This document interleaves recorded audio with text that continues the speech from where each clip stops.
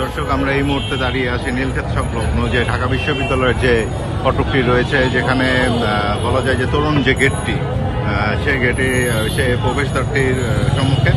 তো এখানে নিরাপত্তা বাহিনীর ব্যাপক একটা আইন শৃঙ্খলা বাহিনী রয়েছে বিজিবি সদস্যরাও, তাদের সাথে আরও মিলিয়ে কাজ করছে গণমাধ্যম কর্মীদেরও দেখা যাচ্ছে। দেখা যায় যে অনেকটা হচ্ছে অনেক সতর্কতার সাথে এখন অবধি কাজ করে যাচ্ছে আপনার যারা গেটে মানে প্রবেশদ্বারে যে সদস্য কাজ করছে তাদেরকে। দর্শক, আমরা এখন তরুণ গেটের যে মধ্যবর্তী স্থানটি রয়েছে সেখানে দাঁড়িয়ে আছি।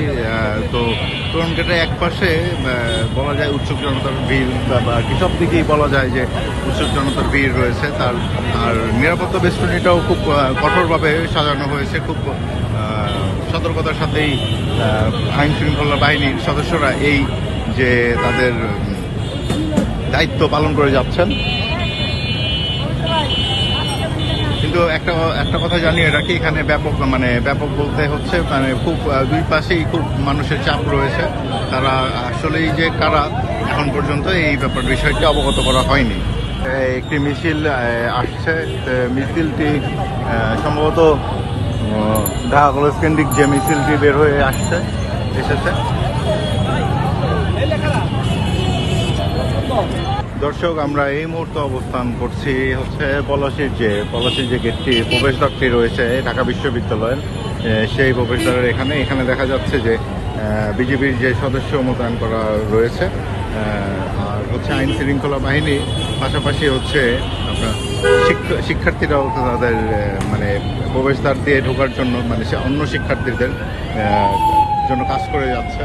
কিন্তু একটা কথা বলে রাখি, আশেপাশের যে মানে সব ধরনের প্রবেশ পথগুলোর আশেপাশে যেমন লোকের এক ধরনের ভিড় দেখা গিয়েছে, উৎসুক জনতার একটা ভিড় দেখা গিয়েছে, সেই বিষয়টি এখানে তেমন একটি নেই বললেই চলে। দর্শক, আমরা এই মুহূর্তে দাঁড়িয়ে আছি বকশীবাজার সংলগ্ন যে ঢাকা বিশ্ববিদ্যালয়ের যে সড়কটি রয়েছে, ঢাকা মেডিকেল সংলগ্ন যে সড়কটি, সেই সড়কেরই পাশে।